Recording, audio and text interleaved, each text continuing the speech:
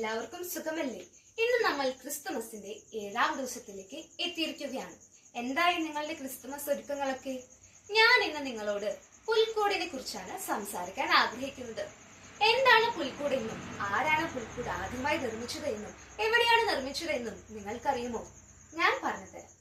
1823 ഇറ്റലിയിലെ ഗ്രീത്ത എന്ന പട്ടണത്തിലാണ് ആദ്യമായി വിശുദ്ധ ഫ്രാൻസിസ് അസീസി പുൽക്കൂട് നിർമ്മിക്കുന്നത്.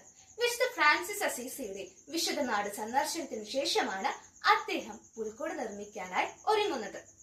അന്ന് ഇന്ന് കാണുന്നത് പോലെ രൂപങ്ങളോ വിഗ്രഹങ്ങളോ ആയിരുന്നില്ല പുൽക്കൂട്ടിൽ, മറിച്ച് യഥാർത്ഥ മനുഷ്യരും മൃഗങ്ങളുമായിരുന്നു അന്നത്തെ പുൽക്കൂട്ടിലെ അംഗങ്ങൾ. എന്തിനു വേണ്ടിയാണ് മിസ്റ്റർ ഫ്രാൻസിസ് അസീസി പുൽക്കൂട് നിർമ്മിച്ചതെന്നറിയോ?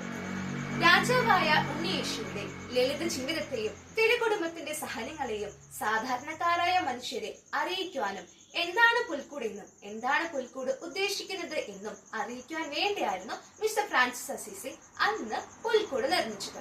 അതിന്റെ അനുസ്മരണമാണ് ഇന്നും നമ്മൾ പുൽക്കൂട് നിർമ്മിക്കുന്നത്. പുൽക്കൂട് സഹനത്തെയും ലളിത ജീവിതത്തെയും സമാധാനത്തെയും വിശ്വാസത്തെയും പ്രതീക്ഷയെയും സൂചിപ്പിക്കുന്നു. ഇപ്പോൾ എന്താണ് പുൽക്കൂട് എന്നും അതിന്റെ ചരിത്രമെന്നും എല്ലാവർക്കും മനസ്സിലായില്ലേ? അപ്പൊ എല്ലാവർക്കും ഹൃദയം നിറഞ്ഞ ക്രിസ്തുമസ് ആശംസകൾ.